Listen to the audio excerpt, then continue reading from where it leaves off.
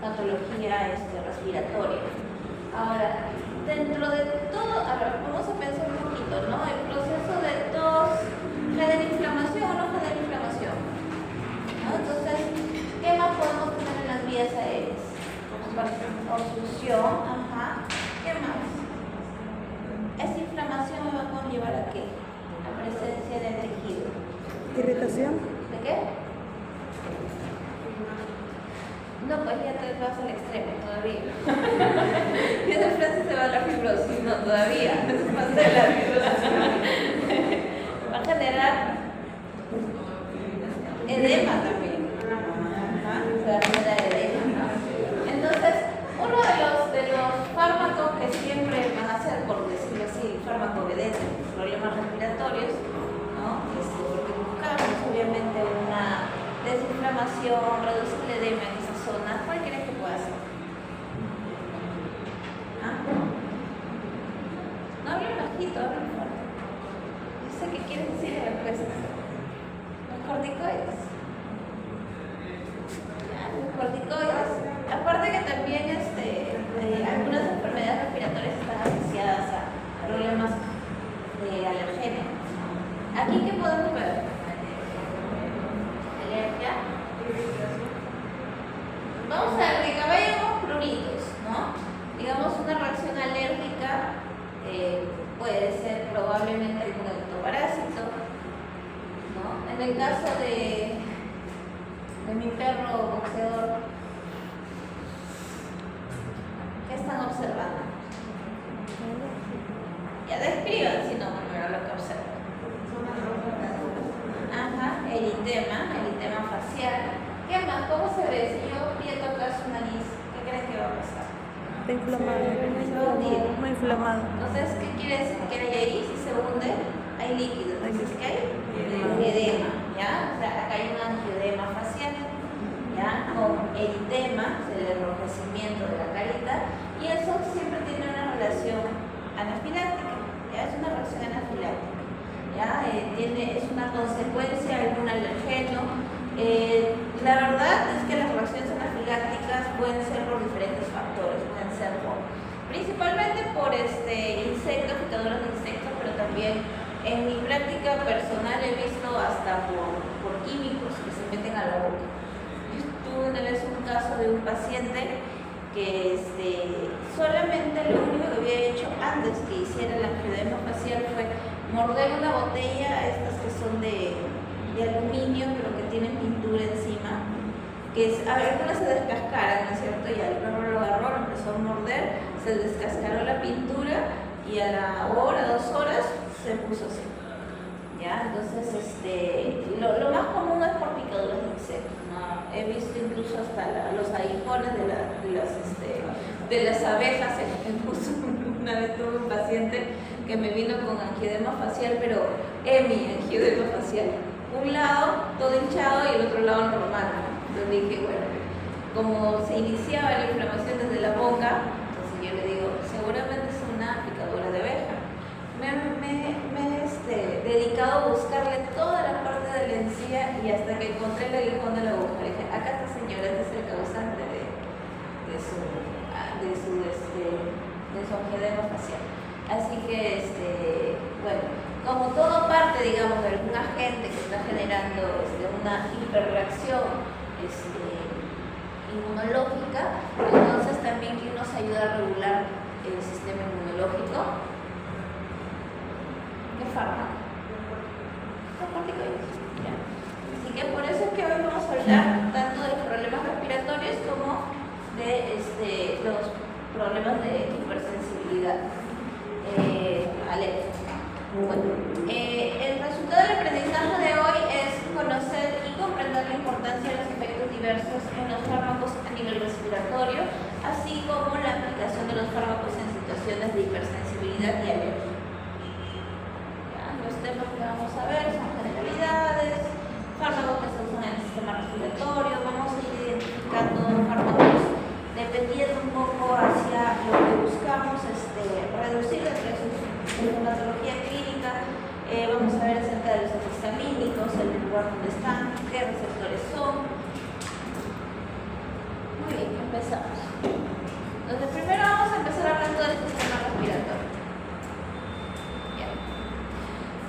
El sistema respiratorio es un conjunto de órganos que van a llevar, que son los encargados de llevar el oxígeno hacia todos los tejidos, ¿no? El oxígeno atmosférico a las células, y de esta manera también ayudarnos al intercambio gaseoso para generar la ventilación a través de la eliminación del dióxido de carbono, ya que es parte del producto, digamos, del metabolismo celular.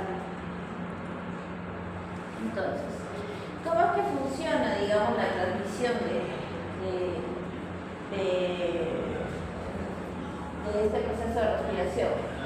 Primero, vamos a observar en el sangre que cuando indica que hay una reducción de la perfusión, se van a activar los quimioreceptores, ¿no? Cuando el cuerpo, por decirlo así, identifica que en la sangre hay menos cantidad de oxígeno, entonces activa los quimioreceptores, va hacia el centro respiratorio a nivel del bulbo, y que va a generar como consecuencia, va a generar un impulso nervioso en la médula espinal, y va a transmitirle la información a los músculos respiratorios, al pulmón y al tórax para empezar a generar la ventilación, ¿no? ¿Qué pasa cuando, por ejemplo, estás corriendo, necesitas mayor aporte de oxígeno? ¿Y qué empieza a hacer tu cuerpo? Aumenta la frecuencia respiratoria, ¿no? Entonces, digamos que este es el mecanismo por el cual se genera ese aumento de la frecuencia respiratoria. Muévete más rápido, respira más rápido, para que ingrese mayor cantidad de oxígeno y poder regular, ¿no? Y obviamente esto va también a activar a mecanorreceptores para que se pueda dar este sistema, ¿no? Así como también a nivel pulmonar va a activar la ventilación y el intercambio que se da a nivel de los alvéolos capilares, ¿no? Para de esta manera poder estabilizar el aporte de oxígeno y por lo tanto el intercambio con el CO2. Por eso que en la anestesiología es muy importante tener la medición de lo que es el CO2, ¿no? La capnografía, para nosotros poder identificar realmente si hay una adecuada perfusión que nos permita concluir que los tejidos están siendo adecuadamente perfundidos, ¿no? Y que tienen un adecuado aporte de oxígeno en los tejidos. Entonces, como vemos aquí en la imagen, ¿no? Vamos a observar que a nivel de la vasculatura se va a dar el intercambio del CO2 con el oxígeno. Podemos observar aquí que cuando reduce la cantidad de la presión del oxígeno, esto va a generar que haya un cierre de los canales de potasio, y a este nivel va a activar que se aperturen los canales de calcio, y esto va a generar que se empiece a segregar dopamina y empiece a generar el aumento de la musculatura, de la motilidad de la musculatura del sistema respiratorio, ¿no? Por eso es que empieza a generarse la respiración más rápida, ¿no? Entonces, ¿qué gases están implicados en el proceso respiratorio? El oxígeno, ¿ya? Que se puede, digamos, ante una situación de reducción de oxígeno, reponerlo, ¿ya? Eso cómo lo vamos a notar de manera sintomática, ¿no? ¿Cómo puedo yo notar de manera sintomática que el paciente tiene pérdida de oxígeno o que tiene una baja saturación de oxígeno? Dificultad respiratoria. Dificultad respiratoria, ¿no? Va a empezar a presentar quizás una respiración un poco más agitada, una dificultad al respirar. ¿Qué más voy a notar? Cosas azules. Exactamente, cianosis. Ya voy a observar una ligera cianosis o incluso una cianosis severa, dependiendo del cuadro obstructivo que pueda tener a nivel de las vías respiratorias, ¿no? Y obviamente el aporte de oxígeno va a buscar corregir esa hipoxia que se está presentando. A nivel del dióxido de carbono, que es otro de los gases que están implicados en el proceso respiratorio, va a ser el estimulante a la respiración, ¿no? ¿Por qué? Porque el CO2 necesita salir, y para salir tiene que intercambiarse con oxígeno, ¿ya? El 2%, al 2% estimula la frecuencia y la profundidad respiratoria. El uso de anestesia para aumentar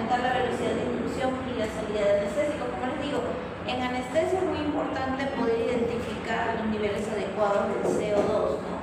Para poder tener la certeza de que hay un aporte, un intercambio de oxígeno adecuado y que la cantidad de oxígeno que está en el cuerpo es el adecuado para evitar que esos tejidos entren en hipoxia, ¿ya? Hay varios factores incluso que hace que el CO2 pueda bajar o pueda aumentar, ¿no? Que eso ya lo van a aprender cuando veamos anestesiología, y ahí lo que se busca, por ejemplo, es regular para activar la ventilación. Ahora, como vemos aquí, ¿de qué manera podemos dar un aporte de oxígeno? ¿No? Podemos darlo a través de mascarillas, ¿ya? A través de elaborar, ¿no?, una especie de sistema empírico en el cual se le coloca un collar isabelino, lo puedes forrar como un papel film y solamente le dejas un orificio para que ingrese la manguerita del aporte de oxígeno, ¿no? También se puede hacer en cajas, ¿no? Hay pacientes que a veces son bastante fastidiosos, no se dejan manipular, no se dejan, se desespegan y bueno, lo pones en una cajita, que puede ser esas cajas para guardar cosas, le haces un orificio y por ahí ingresas el tubo. Hay cajas especiales, obviamente, para ventilación también, ¿no? Elaboradas especialmente con metrafililato, pero es un material. Esto, por ejemplo, de aquí es un canil especial para el aporte de oxígeno, ¿no? Como vemos, tiene las puertas herméticas y tiene un ingreso para colocarle el tubo y pueda recibir el aporte de oxígeno que requiere. Ahora, fármacos que están implicados en el uso del sistema respiratorio. Cuando tenemos procesos de enfermedad, ¿no?, patológicos a nivel de las vías respiratorias altas, ¿qué es lo que quizás yo voy a observar como signo clínico? Tos. Podría ser, ¿no?, quizás a este nivel, ¿no? Tos, ¿ya? Hipersecreción de moco, ¿no?, a nivel nasal. Se va a ver congestión, ¿no? Entonces, ¿qué es lo que voy a buscar? Voy a buscar, si hay tos y hay producción de moco, voy a buscar expectorar. También en la tos, cuando es muy seguida, si bien vamos a identificar una cosa, el moco y la tos son parte del sistema de defensa, ¿ya? La tos se activa cuando hay algún agente externo que lo identifica el cuerpo como un agente extraño y busca expulsarlo, ¿no? Entonces, la hipersensibilidad que se da en esa zona empieza a hacer que se produzca más moco para que el moco pueda encapsular todo el agente extraño que está ingresando, ¿ya? Y obviamente la tos a su vez también va a generar mayor inflamación, porque cuando la tos se da de manera muy seguida vas a seguir inflamando la zona que genera el esfuerzo de poder expulsar. Por ese motivo se utilizan los antitusígenos. Entonces vamos a utilizar antitusígenos, vamos a buscar expectorar, o sea que pueda salir el moco que se está formando en las vías aéreas, descongestionar cuando quizás estamos a nivel de las vías aéreas altas, se va a generar producción de moco, se va a generar edema en esa zona por la misma inflamación que se da, ya sea un producto de la activación del sistema de defensa y del virus o de la bacteria, ¿no?, que está produciendo eso. Mucolíticos, ¿ya? Los mucolíticos me van a ayudar a disolver ese moco para que pueda ser expulsado de mejor manera, ¿ya? Entonces, si bien el mecanismo de defensa es producir moco y producir tos para poder eliminar cualquier agente extraño, cuando ya esto se da de manera excesiva porque el cuerpo busca regular, también empieza a generar cuadros de obstrucción y esto va a generar que el paciente no pueda oxigenar de manera adecuada, no pueda ventilar de manera adecuada. Entonces ahí es donde requerimos utilizar este tipo de fármacos para regular el tema de la ventilación. Cuando tenemos problemas de vías respiratorias bajas, principalmente vamos a observar la contracción del bronquio, ¿no? El bronquio se inflama, genera edema, empieza a reducir su luz y en algunos casos, como por ejemplo los pacientes asmáticos por situaciones de alergia, pueden generar la constricción mayor del bronquio como un efecto para evitar que ingresen agentes externos. Pero evidentemente tener un bronquio obstruido ¿qué va a generar? Va a generar una hipoxia total, ¿no? Una apnea, ¿no? O sea, el paciente no va a poder ventilar. Por eso es que los pacientes asmáticos llegan en cuadros realmente críticos, cianosis, no pueden respirar, se desesperan, ¿no? Por la contracción que hay a nivel de los bronquios. Entonces, ¿qué necesitamos ahí? Necesitamos antihistamínicos, necesitamos también broncodilatadores. Entonces, vamos a hablar primero de los antitusígenos, ¿no? Como ya les estaba comentando, la tos es un reflejo fisiológico complejo que busca expirar de manera violenta para poder liberar secreciones y materiales extraños que puedan generar en las vías aéreas, ¿no? O también cuando hay un broncoespasmo, ¿no? La tos lo que busca, por eso que los pacientes asmáticos tosen, ¿no? Bueno, menos el gato, pero tosen, ¿no? Tosen. ¿Y por qué? Porque con el tosido buscan aperturar los bronquios. Si es que han tenido la oportunidad de conocer, algunos de ustedes es asmático, han tenido un ataque de asma, pasa eso, ¿no? La tos lo que busca es abrir los bronquios, pero en vez de abrirlos, lo inflama más. Y es todo un lío. Yo soy asmático. Bueno, tos crónica, ¿ya? En casos de tos crónica, por ejemplo, lo que busca es eliminar el agente causal, hay que buscar eliminar el agente causal, buscar la broncodilatación, obviamente generar la movilización de las secreciones, porque esas secreciones van a generar obstrucción. Entonces, imagínense, ¿no? Un bronquio contraído, inflamado, con secreción mucoide, ¿por dónde va a pasar el oxígeno? ¿No? Permiso, no puede pasar. Entonces hay que buscar aperturar de alguna manera, dejar limpia esa zona para que pueda ingresar el oxígeno, ¿no? Suprimir la estimulación periférica, ¿no? Dentro de la identificación de la gente, ver a nivel periférico, reducir los factores que puedan seguir estimulando los signos clínicos. Deprimir el centro de la tos, ¿no? También es importante buscar anular, digamos, la tos desde la parte central para que ese paciente pueda empezar a ventilar de mejor manera. Entonces, el arco reflejo de la tos, ¿cómo se da? ¿Ya? Vamos a observar que los receptores que se encuentran en la nariz van a transmitir su información a través del trigémino y van a ir al centro de la tos. La faringe posterior, a través del glosofaringio, va a transmitir la información. El pericardio y el diafragma a través del nervio frénico. En la tráquea, los bronquios, el esófago, el estómago y el oído se van a comunicar a través del nervio vago, ¿no? Para llegar a la información al centro de la tos, ¿no? Este a su vez va a generar a través de los nervios efectores, el motor espinal, que se muevan los músculos respiratorios, el frénico, que empieza a generar una motilidad a nivel del diafragma, y el vago a nivel de la laringe, la tráquea y los bronquios. Entonces, si nosotros buscamos, por ejemplo, anular el broncoespasmo a nivel del sistema nervioso, a nivel del centro de la tos, podemos, por ejemplo, utilizar un ambroxol, ¿ya? Que es un principio activo que se utiliza para reducir lo que es la tos. A nivel, por ejemplo, tópico o inicial, ya podemos utilizar los aspersores nasales, ya hay corticoides que se utilizan a nivel nasal para reducir la sensibilidad y por consiguiente ya no hay la transmisión del estímulo, ¿no? O reduce mucho, ¿no?, la transmisión del estímulo. Los antihistamínicos, ¿no?, que van a funcionar bastante a nivel de los bronquios principalmente. Vamos a hablar de los antitusígenos narcóticos, ¿no? Por ejemplo, la codeína, ya, que es un antitusígeno, es bastante usado, principalmente en humanos, ya. Es un fármaco de rápida absorción a nivel digestivo, efectivo del 70%. Su metabolismo se da a nivel hepático y la eliminación a través de la bilis y la orina.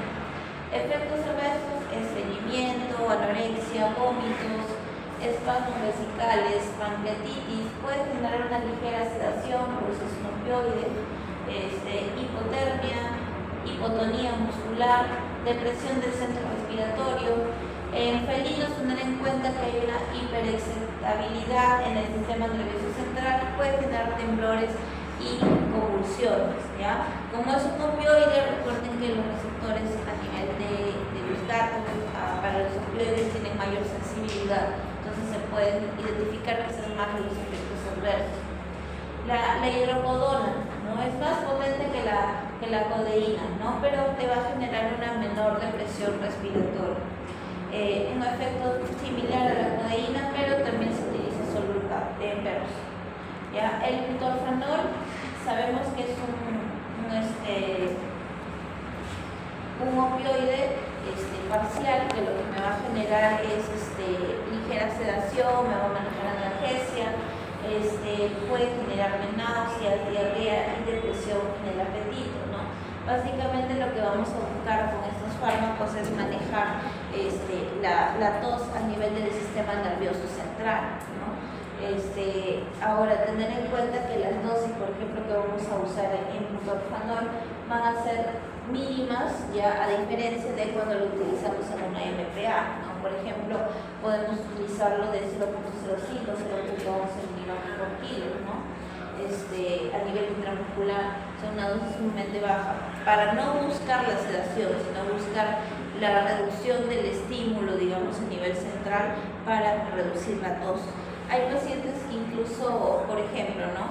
Puede llegar un paciente con algún cuadro obstructivo o algún edema y viene con una cianosis bastante fuerte, ¿no? Entonces podemos aplicar dentro de nuestra estrategia medicamentosa el butorfanol a una baja dosis para que el paciente reduzca la tos y de esta manera también genere una analgesia a ese nivel, y nosotros incluso buscar hasta sedar un poco en algunos casos para poder intubarlos. Hay pacientes que requieren eso, no dejan de presentar el cuadro obstructivo y no se dejan ventilar. Me ha pasado muchas veces con pacientes braquiocéfalos. Los braquiocéfalos, bulldog inglés, bulldog francés, se desesperan mucho.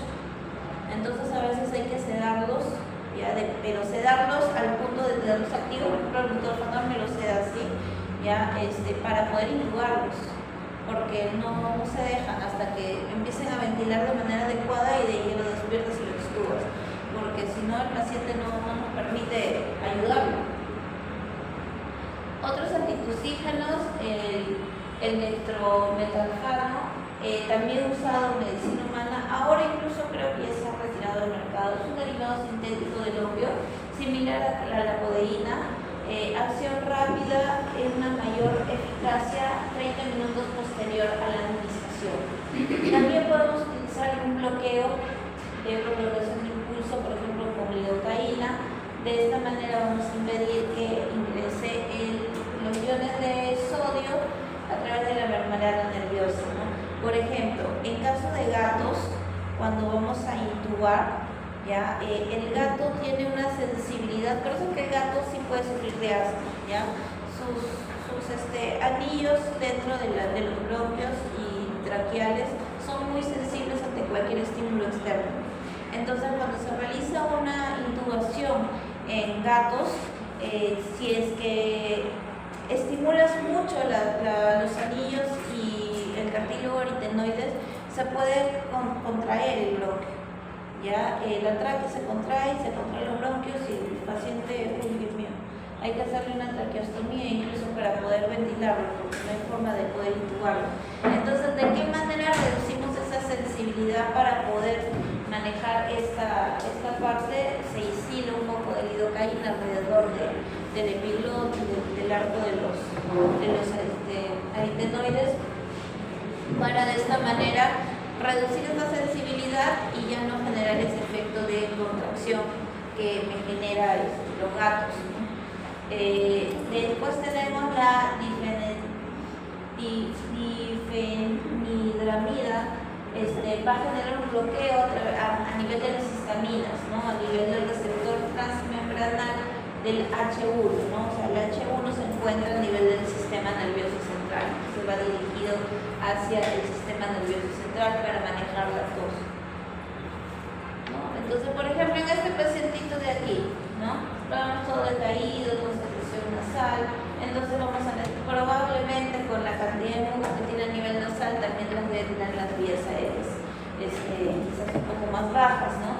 Entonces este paciente obviamente necesita un descongestionante, necesita mucolíticos y un expectorante, ¿no? Para retirar toda esa cantidad de moco que pueda tener ese paciente, ¿no? Este tipo de cuadro, por ejemplo, lo vemos mucho en pacientes con centros, ¿ya? Tienen un aumento de secreciones bastante considerable.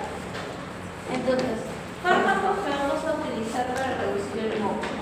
Tener en cuenta que la secreción por las vías aéreas el moco es una secreción que se genera por defensa, ¿no?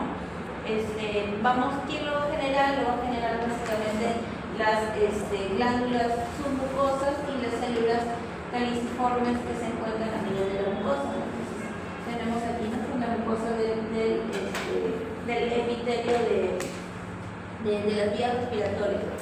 Entonces siempre va a estar cubierto por una pequeña capa de mucosa. Esto es lo normal, ¿ya? Cuando el sistema nervioso se ve exacerbado, ¿ya? Esas secreciones excesivas se pueden incluso hasta secar, por eso que a veces se pegan, ¿no? Las secreciones mucoides. Y esto obviamente, ya sean secas o ya sean excesivas su secreción, que va a generar una reducción de la luz, y esto a su vez va a reducir el ingreso del oxígeno, ¿no? A las vías aéreas, y esto puede pasar en cualquier parte de todo el sistema respiratorio, porque las células caliciformes se encuentran en todo el sistema respiratorio, no solamente a nivel nasal, sino en todo.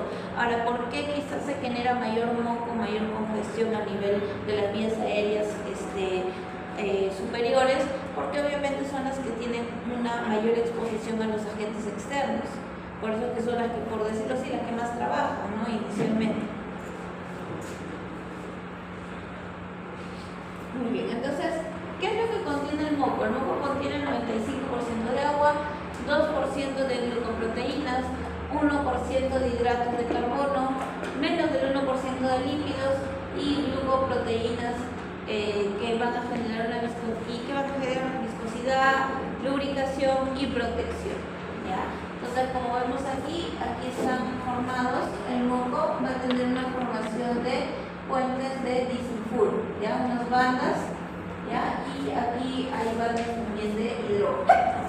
Entonces, para darle esta forma, ¿no? Esta consistencia, esa viscosidad. Entonces, también vamos a usar expectorantes, ¿ya? ¿Para qué se usa expectorantes? Para facilitar la expulsión del moco, ¿no? ¿A través de qué vamos a mejorar la expulsión del moco? Incrementando su fluidez, ¿no?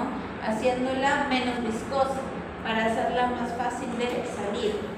Entonces, el yoduro sódico y potásico va a aumentar la secreción acuosa de las glándulas submucosas y de las glándulas salivales y de la mucosa nasal.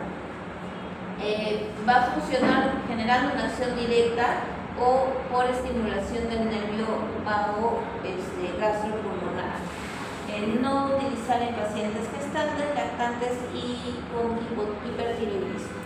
El guayacol o guaifenesina, que es un fármaco incluso que lo utilizamos dentro de las estrategias anestésicas en caballos, ¿ya? Va a incrementar el volumen y va a reducir la viscosidad de las secreciones de la tráquea y los bronquios.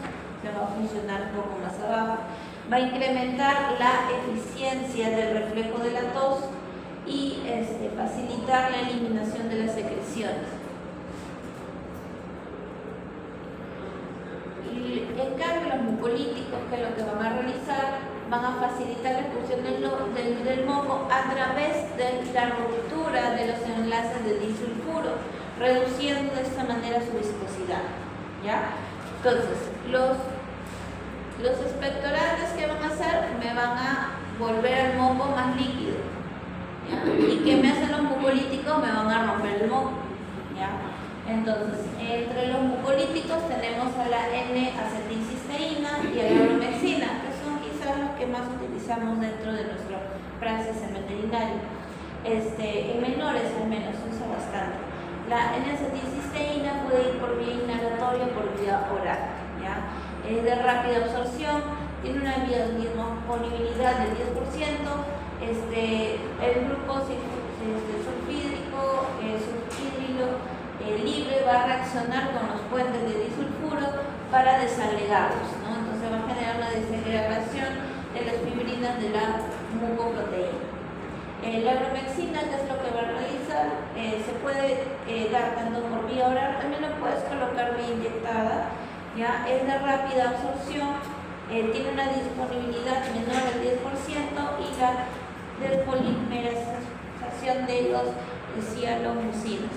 Entonces, normalmente cuando tenemos un cuadro agudo, empezamos con inhalaciones con acetilcisteína para reducir los mocos pasantes, o sea, para romperlos y poder reducir la producción de mucoide. La bromexina se puede utilizar para tratamientos, digamos, posteriores, ¿no? Para ya reducir dentro de un tratamiento ambulatorio, ¿ya? Entonces, por ejemplo, si tenemos un paciente con traqueitis que tiene producción de moco a nivel de la tráquea, pero no tiene ningún problema de hipoxia, el paciente ventila bien, solamente que tiene una tos aumentada con producción, ¿ya? Una tos productiva. Podemos mandar una bromexina para casa, ¿ya? Pero si tenemos un paciente con un cuadro obstructivo aéreo en el cual sí vemos que hay hipoxia, que tiene muchas secreciones mucoides, sí tendríamos que hacer inhalaciones con acetilcisteína y luego ya lo mandamos a tratar con la bromexina. Entonces, ¿qué es lo que hace el mucolítico? Como les decía, va a romper esta banda de disulfuro y la va a desestabilizar, ¿ya? Lo va a desestabilizar y esto va a hacer que sea como que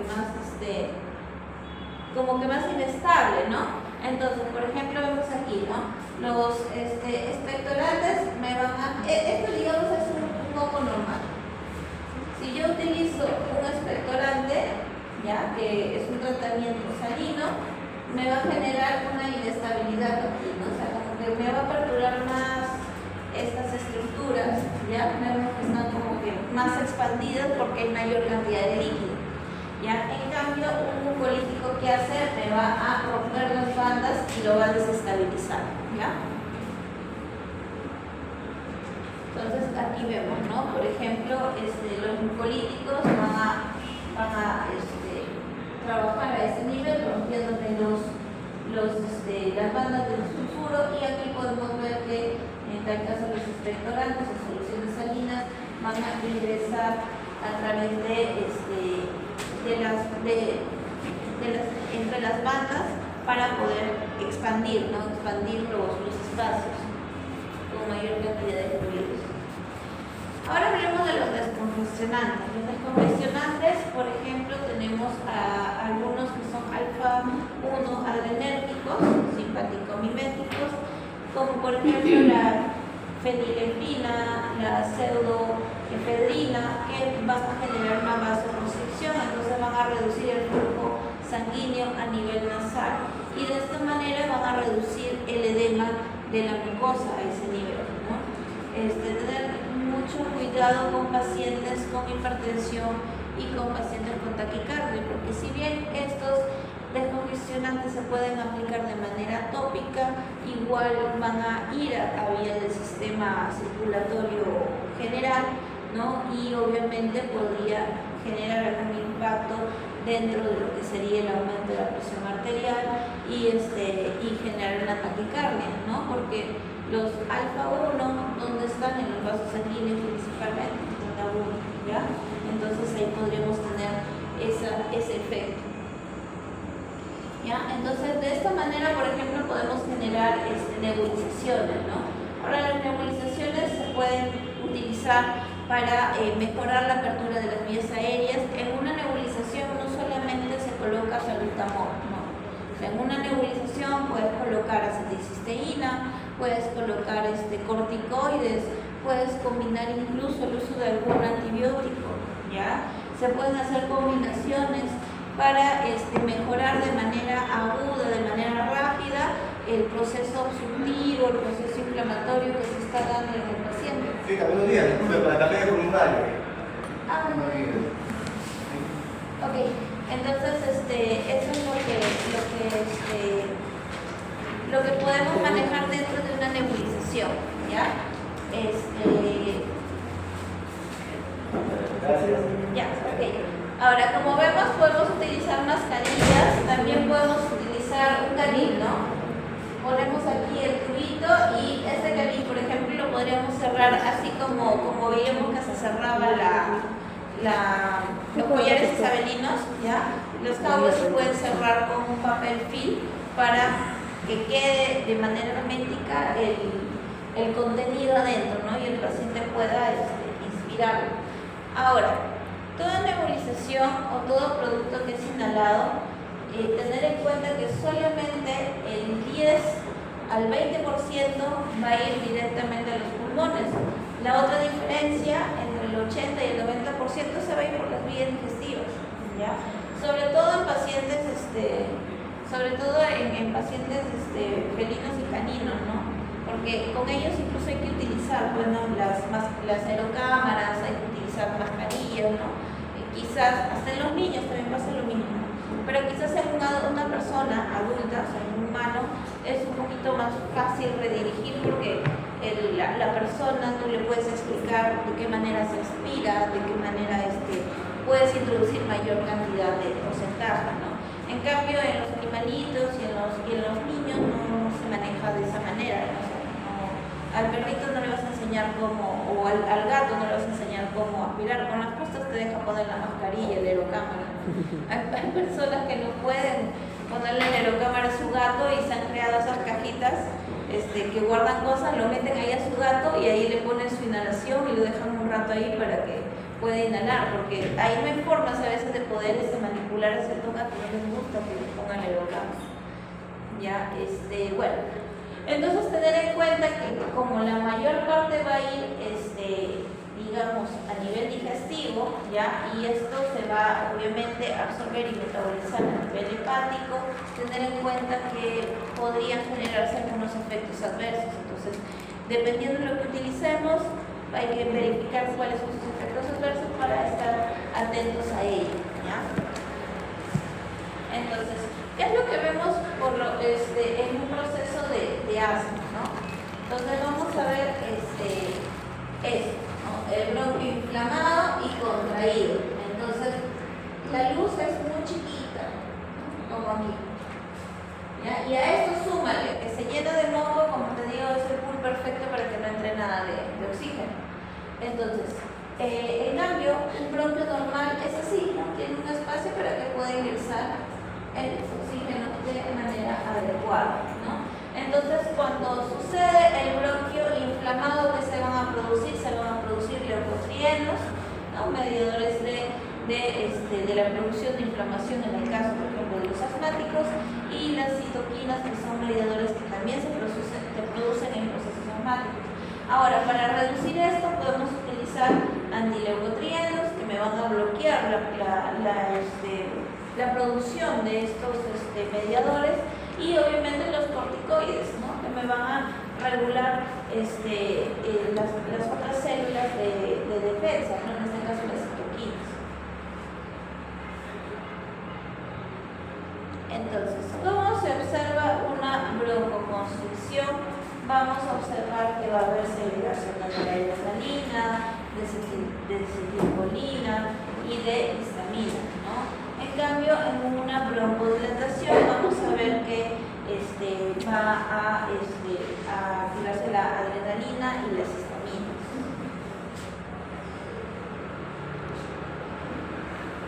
Entonces aquí vemos, ¿no? El alergeno ingresa, es reconocido por el mastocito, y el mastocito va a activar la producción de neutrófilos y eosinófilos. De esta manera se va a generar a nivel la hipersecreción de moco, ¿ya? Y de esta manera empieza a haber una vasodilatación, ¿no?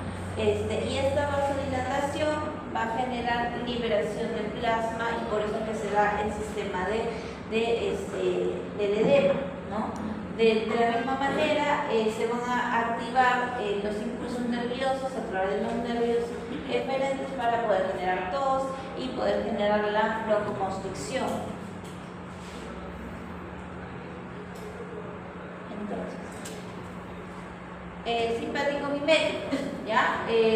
Simpático mimético que podemos utilizar, por ejemplo, dentro de la farmacología de pacientes con asma, es la efedrina o la adrenalina, que son agonistas adrenérgicos pero no selectivos. Entonces tener en cuenta que puede producir taquifilaxia, va a producir broncoconstricción, taquicardia, arritmias, aumento del flujo coronario, estimulación central, hipertonía y broncodilatación. Administración por vía inhalatoria, ¿ya? Y el efecto local va a generar obviamente una menor toxicidad, ¿no? Si bien todos estos signos que se pueden presentar se van a ver en menos grado porque se está ingresando el producto por vías aéreas, pero igual se pueden dar esos efectos secundarios. ¿Ya? En el caso de la efedrina tenemos en perros utilizarlo 2 miligramos por kilo vía oral, en gatos de 2 a 5 miligramos por animal. ¿Ya? Esta dosis sí depende por animal, ¿ya? Y por vía oral. En el caso de la adrenalina lo podemos utilizar vía intravenosa a una dosis muy mínima, 0.1, 0.2. ¿Ya? Y en el caso de equinos le podemos usar de 3 a 5 miligramos por animal y se aplica vía intramuscular. Luego también podemos utilizar agentes selectivos, beta 2, ¿ya? Como el clenbuterol y el salbutamol, ¿no? Que son los más conocidos. El clenbuterol se utiliza más en caballos, el salbutamol lo utilizamos, bueno, también se puede usar en caballos, pero mayormente lo utilizamos en perros, en gatos y en el caso humano, ¿no? Son agonistas adrenérgicos beta 2, van a generar una relajación del músculo liso, van a inhibir los mediadores de la broncoconstricción, que son células proinflamatorias, ¿no? Las que habíamos hablado, leucotrienos, citocinas, y van a estimular la secreción del moco aumentando la actividad ciliar. Van a inhibir la fuga microvascular y se van a reducir los edemas, ¿no? Van a evitar el edema que se dé a ese nivel. Las metilxantinas, ¿no? Por ejemplo, las aminofilinas, ¿no? Son muy buenos fármacos para generar la liberación de las vías aéreas, ¿ya? Tenemos, por ejemplo, la aminofilina o la teofilina, que es una planta, ¿no? Son los que más utilizamos, ¿no? Ahora la teobrilina, que viene del chocolate, también va a generar ese efecto que generan las metilxantinas, así como la cafeína. Entonces, ¿qué es lo que me va a generar en este caso la teofilina? La inhibición de la isoenzima broncodilatadora. Va a ser un antagonista de la adenosina y va a interferir con el calcio para generar la contracción. Entonces va a generar la dilatación, va a inhibir la degranulación de los mastocitos, entonces ya no se van a liberar los mediadores.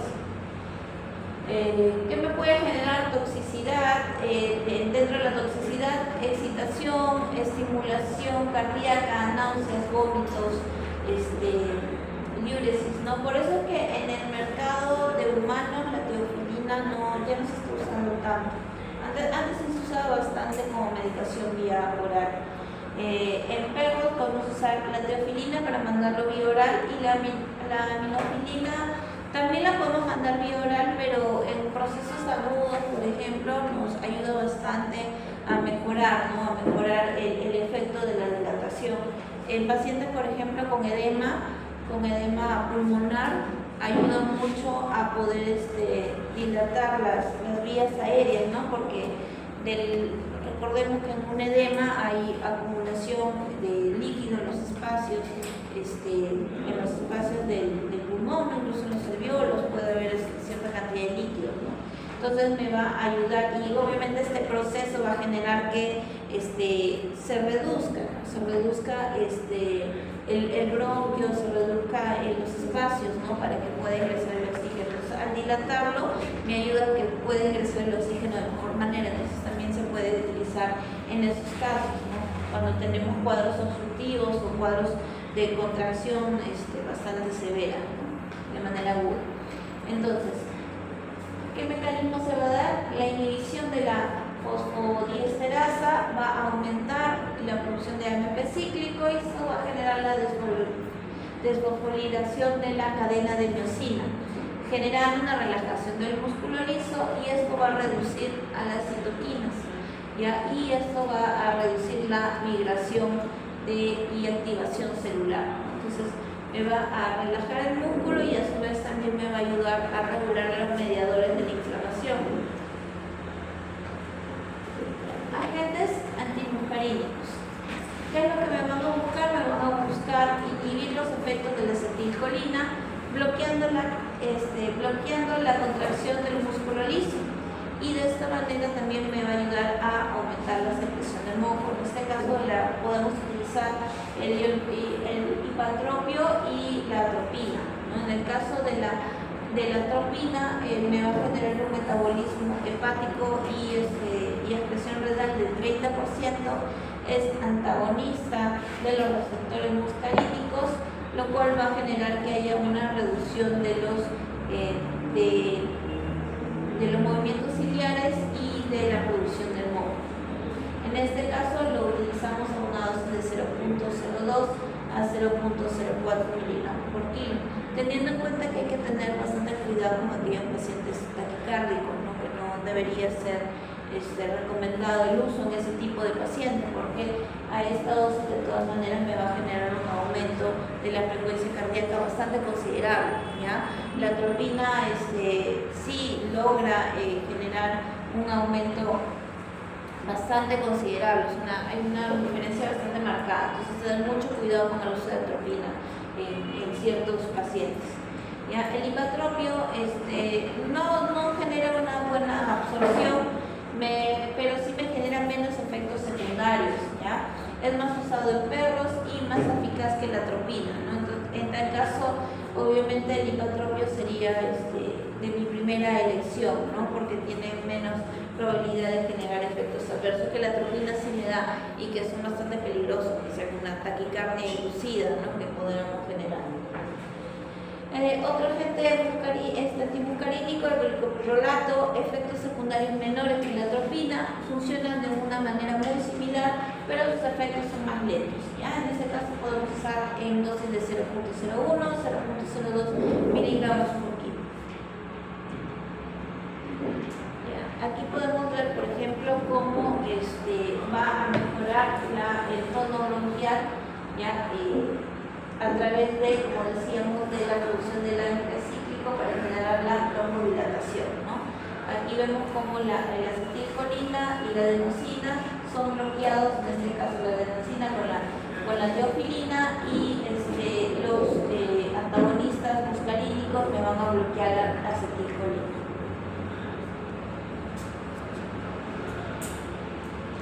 Ahora sí, hablemos de los glucocorticoides, ¿no? Como habíamos hablado en el inicio de la clase, los glucocorticoides son fármacos que sí o sí tienen que estar en los tratamientos de inflamaciones o de enfermedades a nivel respiratorio. Y bueno, pregunta de examen, podemos ver qué es lo que genera la inhibición de la fosfolipasa A2, la cual es la encargada de generar la formación de prostaglandinas y leucotrienos. Va a tener una acción antiinflamatoria por inhibición de las citocinas, y de esta manera va a haber una administración por vía inhalatoria que va a reducir los efectos adversos. Vamos a tener en cuenta que hay que tener cuidado con infecciones secundarias, porque el uso de corticoides en altas dosis que me van a generar ¿Ah? Ya, aparte de la sustancia gástrica, me van a generar una inmunosupresión, ¿ya? Y la inmunosupresión me puede conllevar a la presentación de infecciones secundarias. También el uso excesivo de corticoides puede generar el síndrome de Cushing, ya un síndrome de Cushing iatrogénico. En el caso de la prednisona la vamos a utilizar en caninos de 0.5 a 1 miligramos por kilo por vía oral. La dexametasona de 0.2 a 2.2 miligramos por kilo por vía oral. Y en el caso de equinos de 0.05 a 0.1 miligramos por kilo por administración intramuscular. ¿Ya? Inhibidores de leucotrienos. Los inhibidores de leucotrienos son potentes quimiotácticos de neutrófilos. Van a inhibir la lipoxigenasa, lo cual va a generar el impedimento de la síntesis. Va a inhibir la unión de los leucotrienos, lo que va a impedir su acción. Entonces va, digamos, a impedir su acción y su síntesis, ¿no? Como vemos aquí, se va a producir los leucotrienos, entonces los receptores de los leucotrienos van a ser bloqueados por estos inhibidores.